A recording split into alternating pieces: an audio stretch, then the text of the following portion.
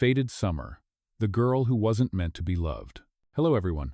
Before we begin today's story, I have a small favor to ask.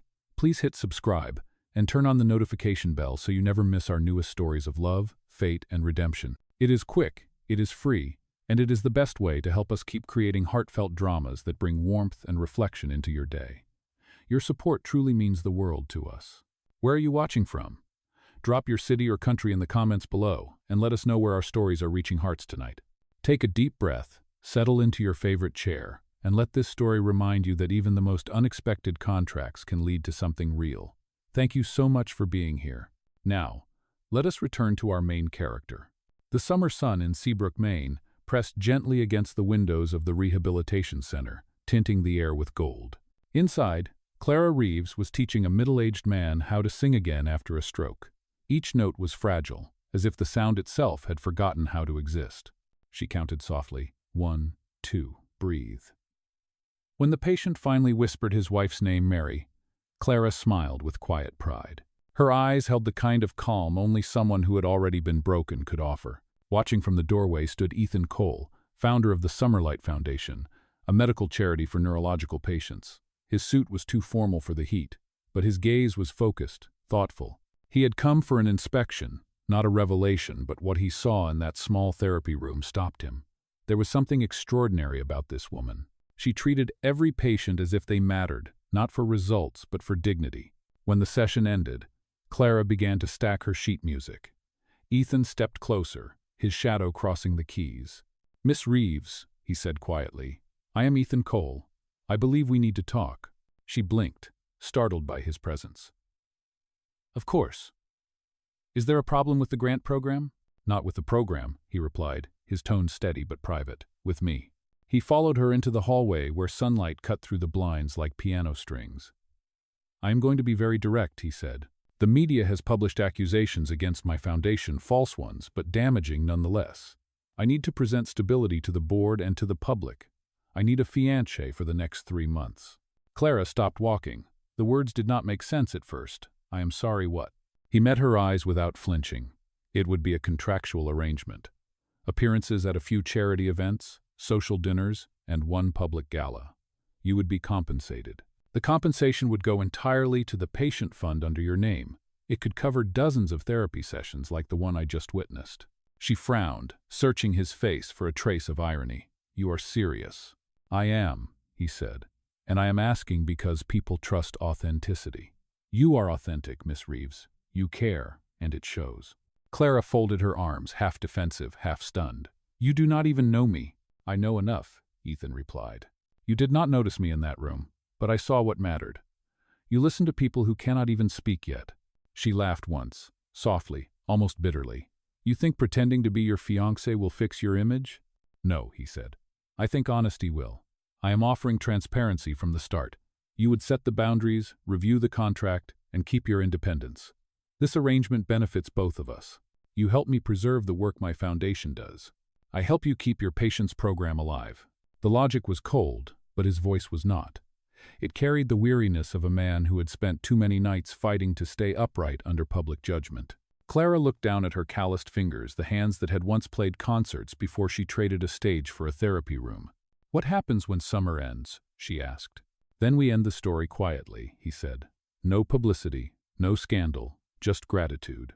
Silence settled between them. The faint hum of air conditioning filled the hall. Clara thought of her mother's upcoming surgery, the overdue bills, the endless forms she could not afford to file. She also thought of the risk her name, her work, her peace. Finally, she said, "I do not make decisions in hallways. Send me the contract. I will read it." Ethan nodded once. "You will have it by tonight. Take your time." He hesitated before leaving. "For what it is worth, I meant what I said in there. The way you bring sound back into silence, that is real." When he walked away, Clara leaned against the wall, her heartbeat steady but heavy. She had spent years trying to keep her world quiet, safe, predictable. And yet, for reasons she could not name, that man's offer echoed louder than any song she had ever played. That night, the sea wind carried the smell of salt and lilacs through her open window. Her mother slept in the next room, monitors blinking softly. Clara opened the envelope Ethan had sent, reading every line of the agreement under the lamplight. 3 months, 5 appearances. full transparency, a clause protecting her patient's privacy. Every page was written in plain, deliberate language. She reached for her pencil and began circling the terms she wanted changed. The clock ticked toward midnight, and she whispered to herself, "No love, no lies, just duty. Come."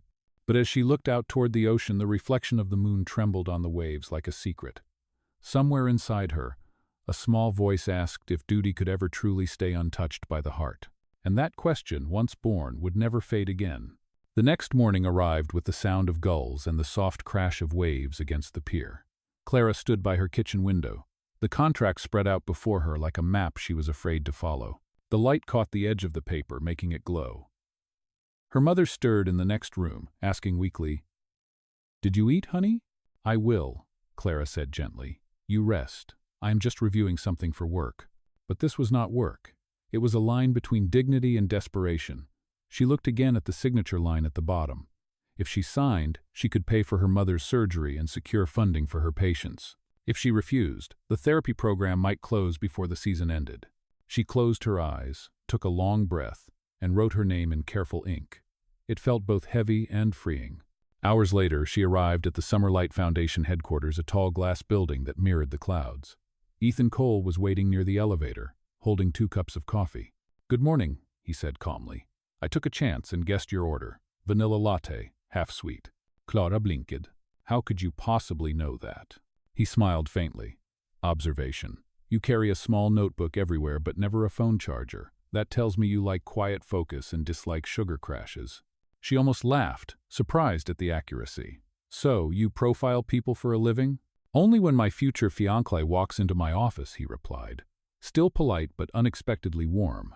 They entered a private conference room where a lawyer reviewed the final draft of the agreement. It was precise, professional, and strangely human. Ethan emphasized one point again. "You have full control of your schedule at the rehab center. No press will enter your workspace. This remains your boundary."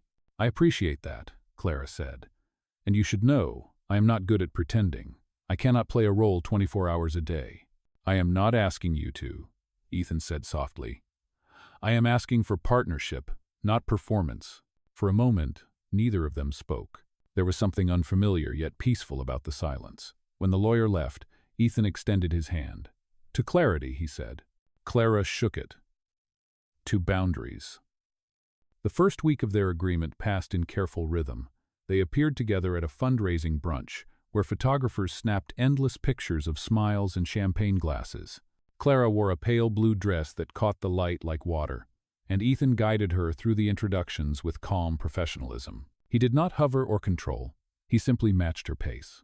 During a short break, she noticed how he stood apart from the crowd, looking toward the horizon beyond the balcony. She stepped closer. "You look like someone who would rather be anywhere else." He glanced over, half smiling. "It is easier to be misunderstood when you stand alone." She considered that. Maybe it is easier to be honest when you are not pretending to be perfect. "Yukon." His gaze softened, and for a second, the world fell quiet around them. The sound of waves and faint jazz from the ballroom melted together, creating something gentle. Back at the center, her patients began asking about the man in the news. "Is he nice, Miss Clara?" one of them asked. "He is kind," she said carefully. "Just quiet." Tway. At night, she replayed the day's images in her mind, the warmth of his hand guiding her through a crowded room, the way he listened when others interrupted, the trace of sadness in his eyes when no one watched. By the second weekend, they attended a charity dinner. The room shimmered with candlelight and soft laughter. During the toasts, Ethan raised his glass and said, "To those who turn pain into purpose. Some of us meet them when we least expect it." Rather fee. The audience applauded, unaware that he was looking directly at Clara. Her chest tightened. She reminded herself, this is a contract, it is not love. After the event, they walked to the parking lot beneath strings of golden lights. Clara looked up at the summer sky, thick with stars. "Do you ever regret the things you do for appearances?" she asked. Ethan paused beside her. "Every day," he said quietly. "But sometimes the right thing looks like the wrong one, until time proves otherwise." "Tuwai?" She turned toward him, unsure how to answer. The night breeze lifted a strand of her hair, brushing it against his sleeve. Neither moved to fix it. For the first time since the agreement began, the silence between them felt less like a line and more like an invitation. When Clara returned home, her mother was still awake, smiling faintly. "You look different tonight," she whispered. Clara touched her cheek, surprised. "Different how?" "Lighter," her mother said, "as if the summer finally remembered to let you breathe." Clara kissed her forehead and turned off the lamp. Alone in the quiet, she realized her mother was right. Somewhere between duty and pretense, something true had begun to stir quiet, fragile, and undeniably alive. By mid-July, the rhythm of their arrangement had settled into something unexpectedly natural. Clara and Ethan attended meetings, visited hospitals, and appeared in press photos that painted a perfect picture. To the world, they were a poised couple devoted to charity and science. To themselves, they were two strangers trying not to cross the fragile line between duty and emotion. At the rehabilitation center, life continued with the gentle order Clara loved. She guided her patients through breathing exercises, rhythm games, and songs that rebuilt language where silence had lived too long. Yet lately, she caught herself humming unfamiliar melodies, softer, slower, touched by something she could not name. One afternoon, Ethan visited the center unannounced. He stood quietly at the doorway while Clara led a therapy group. When the session ended, he handed her a small box wrapped in brown paper. "It is not expensive," he said. "Just something I thought might help your work." Inside was a portable sound amplifier, sleek and silver. "It records every note and magnifies subtle tones," he explained. "You can replay them for patients who are relearning pitch recognition." Clara looked up, surprised by the thoughtfulness. "You remembered I mentioned that issue last week." "I listen," he said simply, "even when you think I am not." Later that day, they shared lunch at a small cafe near the boardwalk. The place smelled of salt and lemons, and through the window, children chased each other across the sand. "How are the patients?" he asked. "They are making progress," she replied. "It is slow, but it is real. Music works in ways that medicine cannot always explain." Ethan stirred his coffee. "I envy that. In my world, everything has to be proven on paper before it matters." "Not everything real can be proven," Clara said. "Some things are just felt." He smiled slightly. "You sound like someone who believes in miracles." "I used to," she said. "Then life reminded me that faith without action is just noise." The words lingered between them like the echo of a chord. By the third week, the press had turned their supposed romance into a favorite headline. Photos of them walking side by side flooded social media. Reporters called Clara the healer who captured the heart of the medical mogul. At first, she ignored it, but one afternoon, as she scrolled through an article, she saw comments questioning her motives, accusing her of using Ethan for fame. Her throat tightened. She had spent her whole life building quiet integrity, and now strangers were dismantling it in a single thread of gossip. When Ethan came to the center that evening, she confronted him. "You said we would keep this dignified," she said. "Now people are calling me a fraud." He looked genuinely troubled. "I will have the PR team take it down. I did not approve those headlines." "It does not matter," Clara said, her voice shaking. "Once the words are out, they live forever." Ethan took a careful step forward. "You should not have to pay for my reputation." She shook her head. "It is not about payment. It is about truth." They stood there in the soft hum of hospital lights, both realizing that the boundaries of their contract were beginning to blur. That weekend, they attended another charity gala. The ballroom shimmered under chandeliers, but Clara felt exposed under every flash of the cameras. During dinner, Ethan noticed her discomfort. He leaned closer and whispered, "If it becomes too much, we can leave." She looked at him, startled by the sincerity in his tone. "You would walk out of your own event?" "If it means keeping you from breaking," he said quietly, "yes." When the music began, he offered her his hand. "One dance?" he asked. "No cameras, for a minute." They stepped onto the terrace beneath strings of warm light. The sea breeze carried the scent of jasmine and salt. He moved slowly, his hand resting gently on her back, guiding rather than holding. For a few minutes, the noise of the world faded. Clara whispered, "You do not seem like the man the newspapers describe." "And you," Ethan said, "are nothing like the woman they try to make you out to be." A faint laugh escaped her lips. "Then who are we?" He met her gaze, eyes reflecting the shimmer of the ocean. "Two people pretending for the world," he said softly, "and somehow forgetting how to pretend when it is just us." The music ended, but neither moved. The silence between them was no longer awkward. It was alive, trembling with all the words they could not yet say. Later that night, as Clara walked alone along the boardwalk. The memory of that dance replayed in her mind the warmth of his hand, the steadiness of his breath, the strange calm that felt dangerously close to joy. For the first time, she understood the quiet truth she had been avoiding. A contract could dictate appearances, but not feelings. And somewhere in the golden hush of that summer night, something inside her had already begun to change. ChatGPT can make mistakes. Check important info. The following week, the contract reached its midpoint. What was supposed to feel transactional had begun to blur into something that neither Clara nor Ethan could define.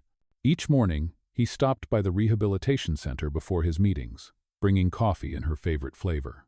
Each evening, she sent him quiet updates on the progress of the patients the foundation sponsored.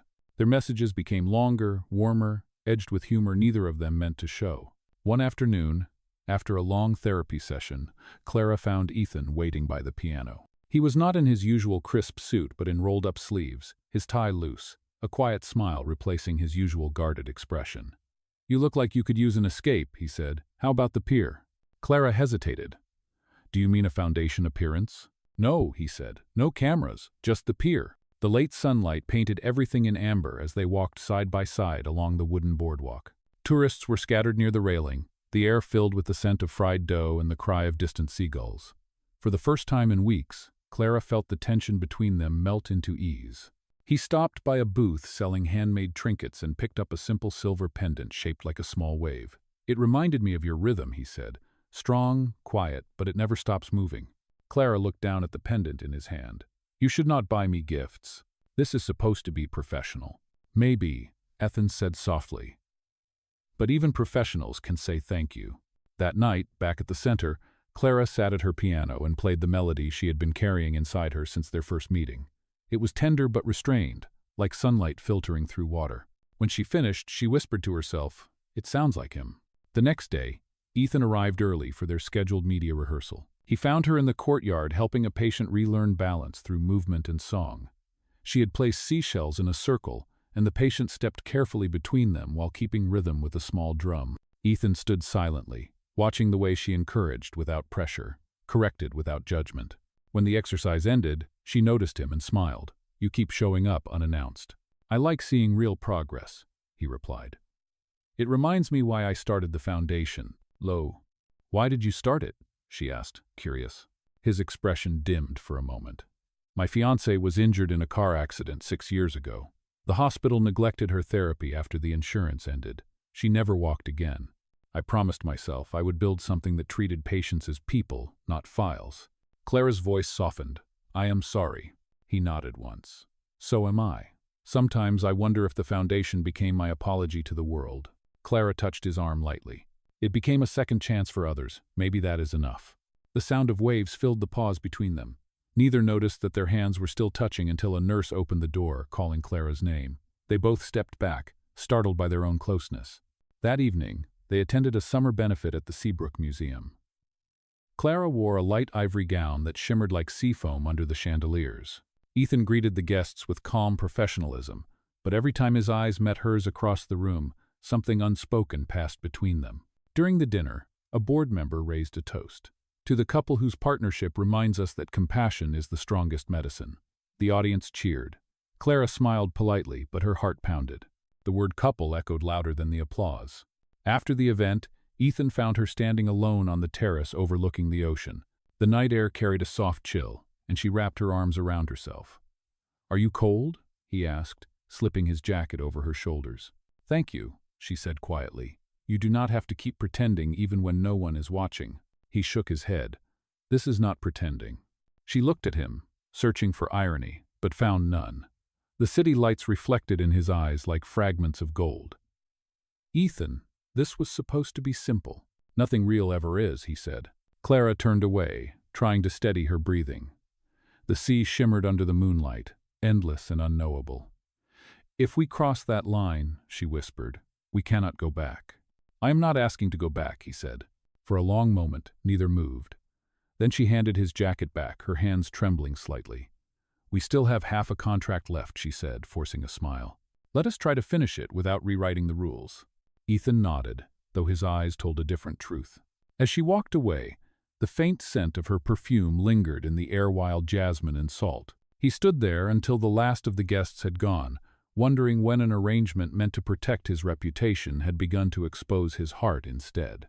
By late July, the warmth of summer carried a different weight.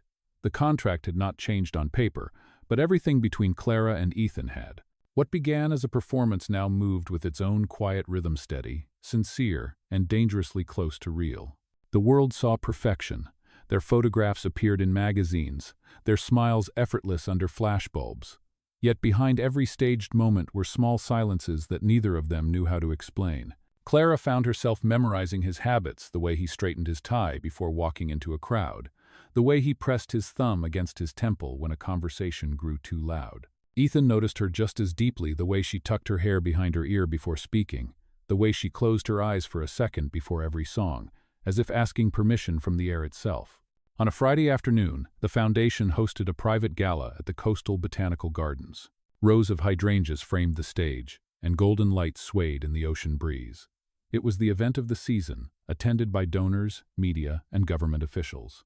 Clara had rehearsed her appearance for days, reminding herself that this was only part of the job.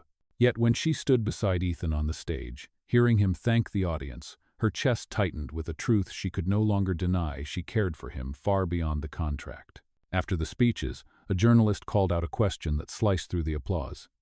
"Miss Reeves, you began as a therapist under the foundation's sponsorship.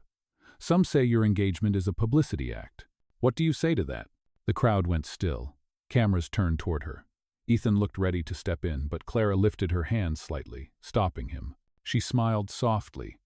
"You can call it whatever you want," she said, her voice steady. "But what matters to me is that the work we do changes lives. And sometimes, life surprises us in ways we cannot plan. Maybe that is what makes it beautiful." There was a pause, then applause broke through, warm and genuine. Ethan exhaled slowly, his expression unreadable, but his eyes glimmered with something more than pride. Later that night, after the guests had gone, Clara sat by the garden fountain. The glow of string lights shimmered on the water's surface. Ethan joined her, carrying 2 glasses of sparkling cider. "You handled that beautifully," he said. "I only told the truth," she replied. He handed her a glass. "You could have let me answer. Instead, you protected both of us." Clara smiled faintly.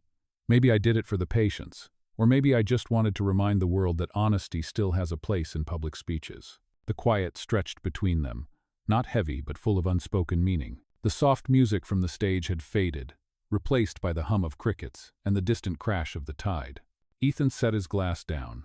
"Do you ever think about what happens when this ends?" "I try not to," she said, "because every time I do, it feels like I am already missing something that has not even finished." He turned toward her, his voice low. "If this had started differently, if it had been real from the beginning, would you still have said yes?" Clara looked at him for a long moment. The question pulled at every thread she had tried to keep tied. "Maybe," she said softly. "But sometimes, the heart listens to logic too late." For a while, neither of them spoke. Then Ethan reached into his pocket and pulled out a small folded piece of paper. "You dropped this last week," he said. It was the sheet music she had written for her patients, the unfinished melody she called Faded Summer. She took it, her fingers brushing his. "You kept it?" "I could not throw it away," he said. It sounded like hope. The sound of the ocean filled the stillness that followed. He leaned closer, but before words could find them, the lights flickered as staff began closing the venue. Clara stood, placing the sheet music gently against his chest. "Do not let hope make promises the contract cannot keep." Ethan watched her walk toward the gate, the night breeze catching the hem of her dress. For the first time since the arrangement began, he realized that pretending had never been the problem. The real challenge was learning how to stop pretending once the heart had already crossed the line. The morning after the gala was gray and heavy with mist. Clara woke to the sound of rain against her window, a steady rhythm that matched the quiet ache in her chest. She dressed for work, but her reflection looked different, like a woman caught between reason and feeling. At the rehabilitation center, she tried to lose herself in routine. Her patients were preparing for their midsummer recital, a small concert to showcase their progress. The sound of hesitant notes and soft laughter filled the hall, and for a while it comforted her. Yet even among those familiar melodies, Ethan's voice from the night before kept echoing in her mind. What happens when this ends? By noon, she could not focus. She stepped outside for air, walking toward the garden where hydrangeas drooped under the rain. That was where she saw him, Ethan, standing under an umbrella, waiting. "You are soaked," he said as she approached. "I needed a walk," she replied. "What are you doing here?" "I came to apologize," he said simply. "I should have protected you from that question at the gala. You should not have had to stand alone in front of them." Clara shook her head. "You do not need to apologize for me being strong." "Maybe not," he said. "But I need to apologize for letting this go beyond what either of us planned." Her breath caught. "Ethan," he lowered his gaze. "When I asked you to pretend, I thought I was protecting my reputation. I did not realize I would start protecting your heart instead." The words hung in the damp air like steam. She looked away, trying to steady her voice. "We still have a contract," she said softly. 3 more weeks. Let us not ruin what good has come from it." "I do not want the contract anymore," he said. "I want something real." Clara froze. "You are asking me to believe in something that started as a lie." "No," Ethan said. "I am asking you to believe that truth can grow from a lie if 2 people are brave enough to face it." The rain grew harder, drumming against the umbrella. For a moment she wished she could step out into it, let it wash everything clean. But the fear of losing herself stopped her. "You should go," she whispered. He hesitated, then nodded, his voice low. "If that is what you need." When he left, she stood alone in the rain until her dress clung to her skin. A patient passing by called out, "Miss Reeves, come inside! You will catch a cold!" She smiled weakly and followed them back in. That evening, she poured herself tea and opened the sheet music Ethan had returned to her. Raindrops had smudged the ink, but the notes were still there, imperfect yet whole. She began to play, each sound carrying both warmth and sorrow. The next day, a new headline appeared online. Summerlight CEO and his fiancée, the perfect charity illusion. Someone had leaked details about the contract. The article suggested the relationship was staged to protect the foundation from scandal. Within hours, reporters were calling the center, and social media filled with judgment. Ethan's assistant tried to reach Clara, but she ignored every call. By the evening news, the story had already spread nationwide. The board demanded an immediate response from Ethan. He called her one last time that night. "Clara, please," he said when she answered. "Let me explain to the press that you are not part of this." "I do not need your protection," she said quietly, "but I do need the truth." "I will make this right," he promised. "How?" she asked. "By admitting that the woman you claim to love was part of a lie?" There was silence on the line. When he finally spoke, his voice was softer than she had ever heard. "By admitting that the only thing real in all of this was you." Clara closed her eyes, tears mingling with exhaustion. "Then prove it, Ethan. Not to me, but to yourself." She ended the call before her resolve could break. That night, the storm outside deepened, shaking the windows. Clara lay awake, listening to the thunder roll across the ocean. Somewhere in the distance, she imagined Ethan standing at his office window, staring at the same rain, both of them waiting for morning, waiting for the world to decide what kind of story they truly belonged to. The next morning, the storm had passed, but the damage it left behind was everywhere. The article had gone viral. Every news outlet repeated the same headline, and every image of Clara and Ethan was paired with words like deception, staged romance, and charity scandal. The story twisted everything they had built into a spectacle. At the rehabilitation center, reporters crowded the gate, shouting questions that bled through the walls. Clara kept her head down, helping her patients move between sessions. But she could feel the shift, the way nurses avoided eye contact, the way the director's smile had turned tight and careful. That afternoon she was called into the office. Dr. Harlow, the senior administrator, looked pained as he spoke. "Clara, the foundation has suspended its funding until the investigation is resolved. I am sorry. Until then, we cannot keep your position active." Clara tried to stay composed. "You are letting me go?" "Temporarily," he said gently. "You have done nothing wrong, but the board does not want attention right now." She nodded once, too calm to argue. "Thank you for being honest." When she left the building, the air felt heavy with heat. The same cameras that had once praised her now flashed like accusations. A reporter called out, "Miss Reeves, were you paid to act in love?" She said nothing, just kept walking until the noise blurred into the sound of her heartbeat. That evening, she returned home and found her mother sitting by the window. "They said things about you on television," her mother said softly. "Do not let them define you, Clara." Clara knelt beside her, resting her head on her mother's lap. "I'm just tired, Mom. I tried to do something good, and it turned into something ugly." Her mother stroked her hair. "The truth has a way of surviving lies. Let time speak for you. Pavo. Meanwhile, across town, Ethan stood before a room of restless board members. The Sunlight Foundation had entered crisis mode. One executive slammed a file onto the table. You brought this on yourself. Personal affairs have no place in professional life. The donors are pulling out. Ethan listened in silence. He could have defended himself, could have shifted blame, but instead he said only, I will fix this. How? One of them demanded. By holding another press conference. No, Ethan said quietly. By telling the truth. That night, he released a public statement. The camera lights burned bright as he faced them. The rumors are partially true, he said. The relationship began as a contractual agreement. That part I cannot deny. But what cannot be written in a contract is the truth that grew beyond it. Clara Reeves is the most genuine person I have ever met. If anyone is to blame, it is me. The room fell silent. One reporter asked, Are you saying you fell in love with her? Ethan met the camera directly. Yes, and I will not apologize for it. The next morning, Clara watched the clip on her phone. Her hands trembled as his words filled the small screen. The sincerity in his voice made her chest ache. Still, she turned it off before the interview ended. She could not let herself believe that words alone could undo what had been broken. By evening, a letter arrived at her door. It was handwritten in careful pen strokes. Clara, I do not expect forgiveness. I only hope you know that I meant every word. The foundation may survive without me, but I cannot go back to the man I was before I met you. You reminded me that purpose is not something you perform, it is something you live. If I could trade my reputation to give you peace, I would. If you never speak to me again, I will still be grateful that I knew you at all. Ethan. Clara folded the letter and pressed it to her chest. For the first time in days, she allowed herself to cry not from anger or shame, but from the weight of something too human to hide. That night she returned to the small piano in her living room and began to play.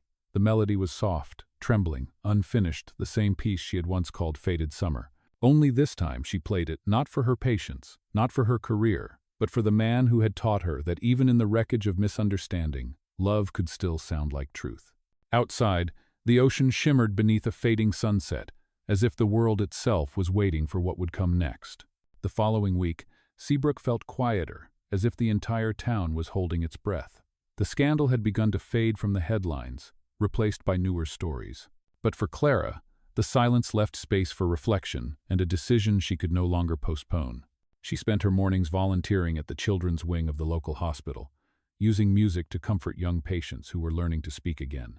It was not her job anymore, but it felt right. Every time she sang, she thought of Ethan's words during that press conference. What cannot be written in a contract is the truth that grew beyond it. On a late afternoon, drenched in sunlight, Dr. Harlow appeared at the hospital door. Clara, he said, smiling faintly, the foundation has reopened its funding. Ethan resigned this morning. He told the board he would not return until your name was cleared. Clara froze. He resigned. Yes. And before he left, he directed all remaining media funds toward your rehabilitation program. He said it was yours from the start. Her breath caught. Did he say where he was going? Dr. Harlow shook his head. Only that he needed to find peace. That night, Clara walked along the pier where everything had first begun, the same boardwalk where he had once handed her the silver pendant shaped like a wave. The summer air was warm and still. She could hear laughter from tourists in the distance, but her world felt narrowed to the sound of the sea. The next morning, the hospital director handed her an envelope delivered by courier. Inside was a note in Ethan's handwriting. If music is how you heal others, let this be how I try to heal myself. The truth is out there now, but I want you to remember that our story began long before the world noticed, and it does not have to end because they stopped watching. There is a concert this Sunday for the new children's program. It was supposed to be our last appearance together, but it does not have to be a farewell. Play for them, Clara. I will be there if you still believe in what was real. She read the letter 3 times, her heart tightening. Then she closed her eyes and made a choice. Sunday arrived beneath a clear blue sky. The small auditorium filled with families, patients, and staff. The event was meant to relaunch the music therapy program, but to Clara, it felt like a final chapter waiting to be rewritten. When the lights dimmed, she stepped onto the stage and sat at the piano. The children gathered around her, each holding a small instrument. She began softly, letting the notes unfold like a whisper of forgiveness. It was Faded Summer, the melody she had once played alone. But now, it sounded different, fuller, alive. Halfway through the piece, she looked up and saw him. Ethan stood at the back of the room. No cameras, no press, just him. His suit was simple, his expression unguarded. Their eyes met, and for a moment, the noise of the world disappeared. When the final chord faded, the audience applauded. Ethan stepped forward, waiting until the sound quieted. "This song," he said, his voice steady, "was written by the woman who reminded me what honesty sounds like. She taught me that healing is not about forgetting what broke you. It is about believing that you still deserve something beautiful afterward." The room fell silent, and then a single child clapped, followed by everyone else. Clara felt tears gather in her eyes, but she smiled through them. Ethan reached the stage and extended his hand. "May I?" he asked. She nodded. He joined her at the piano, pressing one tentative key, then another, until they were playing together. The harmony was uneven but genuine, two people finding rhythm after a long silence. When the last note faded, he turned to her and said softly, "I do not care about titles, or headlines, or what anyone believes. I care that I found something true in the middle of a lie. I care about you. Comes what?" Clara looked at him for a long moment. "Then stop running," she said. "Stay and build something that lasts." He nodded slowly. "Only if you build it with me." The audience erupted in applause again, but Clara hardly heard them. The noise blurred into a hum of warmth and relief. In that moment, beneath the golden light of a summer afternoon, the performance that had begun as a faud became something real, a promise not of perfection, but of truth. Outside, the ocean glimmered, endless and alive. The season was not over yet, but something inside both of them finally was, the fear of being seen for who they truly were. The weeks after the concert passed quietly, like the tide retreating after a long storm. The scandal had faded into memory, replaced by stories of recovery and hope. The foundation was under new leadership, but its programs continued stronger than before. And at the center of it all stood Clara Reeves, no longer the woman who had signed a contract, but the woman who had built something lasting from the wreckage. The children's music program expanded across the coast, offering therapy to families who could never afford it before. Every morning, the halls of the rehabilitation center echoed with the sound of laughter and rhythm. Clara had returned to her calling, not as a performer or a caretaker, but as a voice of healing that had found its own peace. Ethan kept his promise.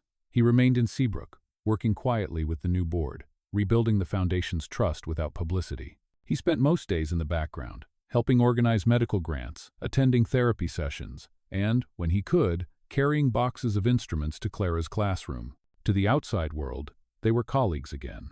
To each other, they were something deeper, something the world no longer needed to label. One late afternoon, as the summer began to wane, Clara stood on the same pier where it had all begun.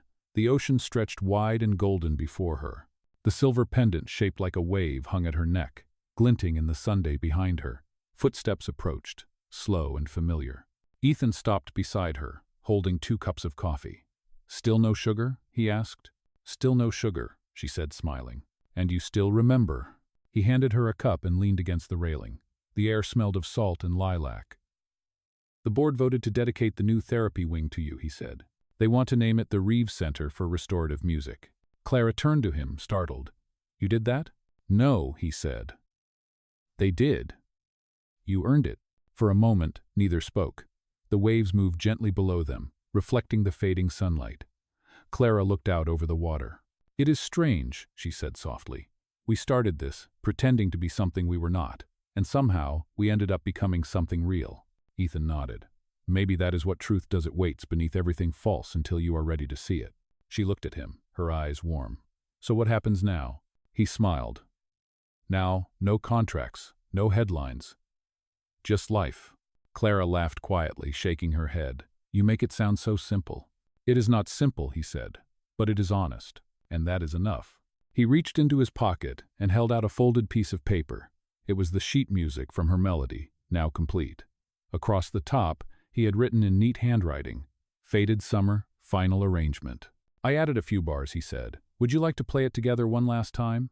She took the paper, her eyes misting. "Yes," she said. "Let us finish it the way it was meant to be." That evening, in the quiet of the center's small recital room, Clara sat at the piano while Ethan stood beside her, turning the pages. The music rose and fell like a tide, two melodies weaving into one.